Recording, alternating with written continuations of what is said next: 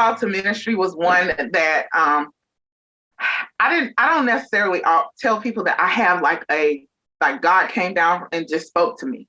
It was one where I just always connected to people, and I connected to them in a way where I said, okay, um, they just will share all of their things with me. And so, and I would connect, and that was how that would go. But one year, my Bible study class was doing a spiritual gift survey. And when I did the spiritual gift survey, it came back. I scored high on all of the things. If you could have scored high on something, I probably scored high in it. And at the time, the pastor at the time, Reverend Gigi Warren, she called me into her office and said, "Hey, I want to give you your spiritual gift survey, but I want to talk to you about it." So I was like, okay, I'll come. And so I go to her office and she said, "I've been praying a very specific prayer. And I've been asking God to give me and connect me with someone who I can mentor through the ordination process and mentoring ministry." So of course, I was looking at her crazy because I was like, I'm not called to ministry. What are you talking about? So she gives me my spiritual gift survey. And when she gives me the survey, I scored high in all of the things. And literally, I just sat down in her chair like, oh my gosh. But I still wasn't ready to ask God, do I have a call to ministry? I knew something was off, something not off, but something was different about me. I knew the space in my life that I was in, but I just wasn't ready to ask the question. And so finally, through continuing to do the whole semester with the spiritual gift survey and understanding what they all mean, I got to the point where I was like, okay, maybe I'll pray to God and ask God, are you calling me to ministry? And so from there, at that point where I was discerning, I went to ITC, my seminary, and they have like this program where you watch, where you go and you're there for the 2 days and you get to go to school and go to class. You get to learn all about going to seminary school. So I said, okay, I'm going to go and I'm going to pray to God that God meet me in this space. I'm not going to tell anybody what I'm praying about. I'm just going to do it. And I went and I prayed. And when I prayed, God just answered every prayer that I asked. But I still wasn't in seminary school yet. I still had to get there. So then I said, okay, God, if you really, really, really serious about this and you're calling me, you're going to make this application process the easiest process ever. And I watched how God, in a matter of months, not only did I go from not knowing and understanding what I really was asking God about, a call to ministry, to talking to my pastor at my church who said, yeah, all of the parents say you would be a great children's minister. They want you to be the children's minister. I want you to read this book. Come talk to me about it, about answering a call. And in that time, I was accepted to seminary school. And a month later, I started, before I even started my first seminary school class, I was the children's minister at my church in Atlanta, Ben Hill. I was the associate pastor at Camper Memorial and the Wesley Foundation director at Southern University. Well, at Camper on third Sundays, we had children's church. So this was my last third Sunday at Camper. And I called the children up, and it was kind of a bittersweet moment for me because it was my last time. And I had been with these babies 3 years. And so I called them up to the front and I sat them down, and I had been crying all that Sunday, teary-eyed and everything, but I had pulled myself together. And I sat them down and I told them that I am leaving and I am going to be the senior pastor at another church in Alexandria, Louisiana. And I explained all the things where I have a bishop that tells you where to go and where you will serve. And this is going to be my last children's message with you. So, they're kids. So with them being kids, you know, along the way, you ask them, do they understand what you're saying? And so they can give it back to you. And so I am sitting there talking, and I asked them, did they understand what was going on? And so one of my babies, Abaya, raised her hand and she said, yeah, I know, I get it. You're going to be a real pastor. And everybody fell out because the way she said it was just like, I had been playing pastor And now I'm going to leave the church and go and be a real pastor.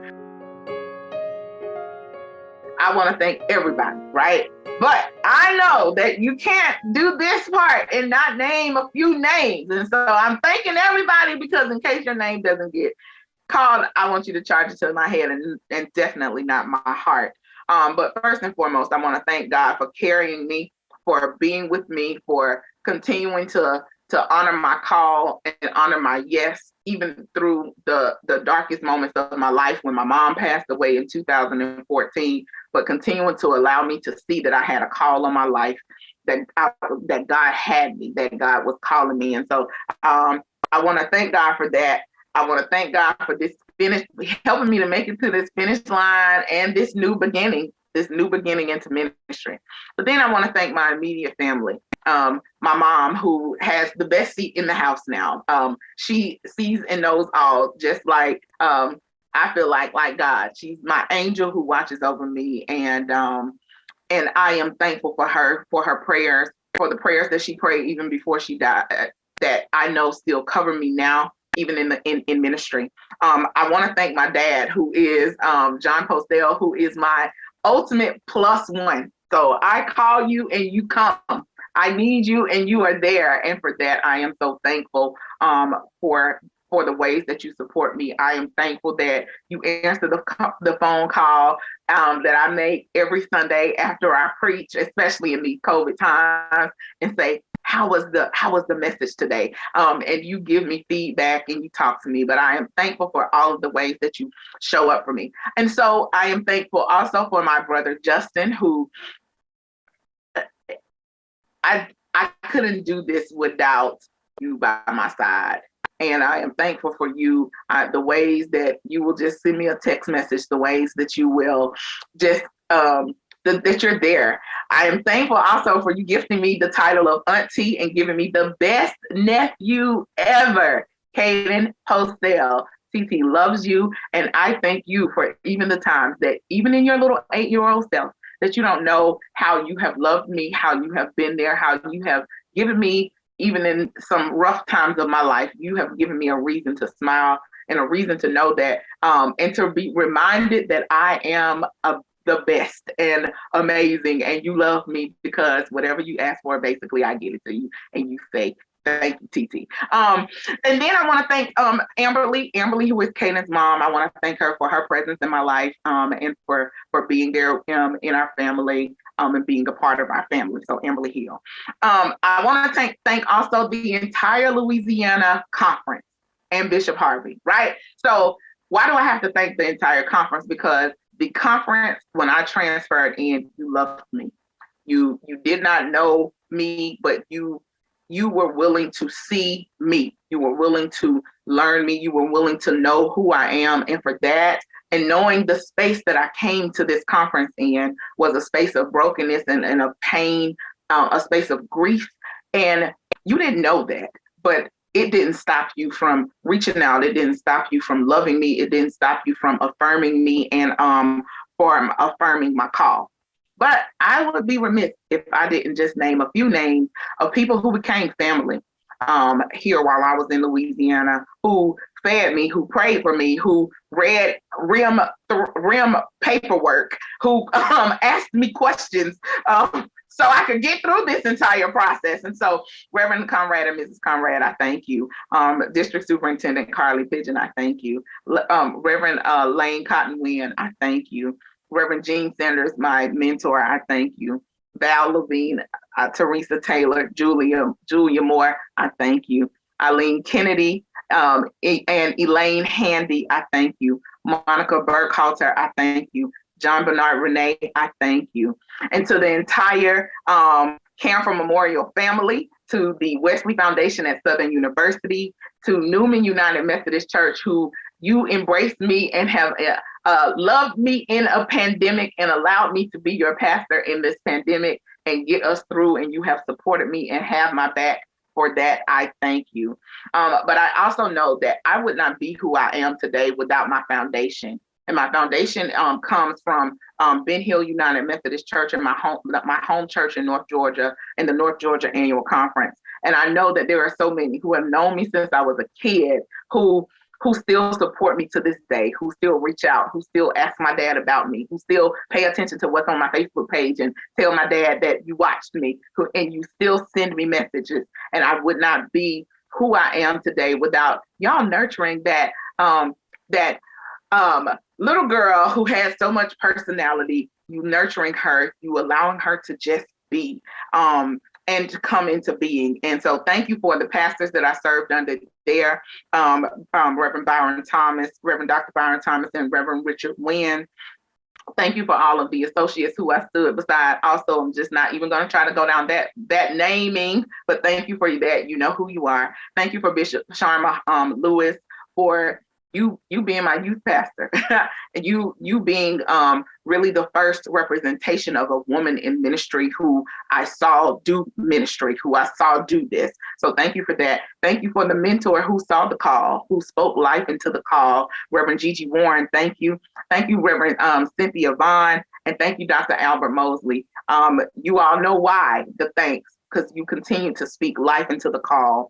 And then my friend sector of people. Thank you, Tabitha Rankin, Latricia Scriven, Lorenza Puppy Bell, Tisa Thompson, Harry Smith, and the entire ITC crew for studying with me, for pushing me, for us doing this ministry thing together in whatever way and form.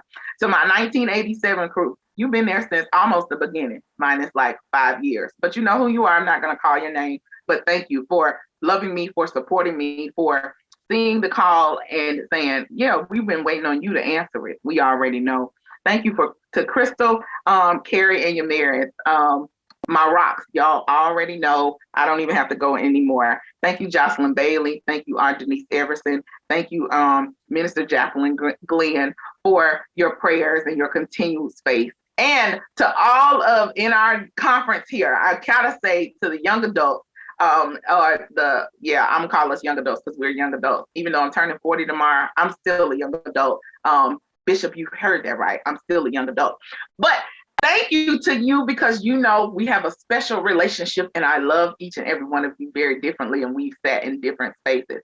And then my final thanks goes to my RIM class. Thank y'all for us doing this together. You know who you are. We're here. Tim, Linda Faye, Eric, Tim, Linda Faye, Eric. Yeah, okay, I said it because I'm number 4. Thank you, and thank you, and love you all.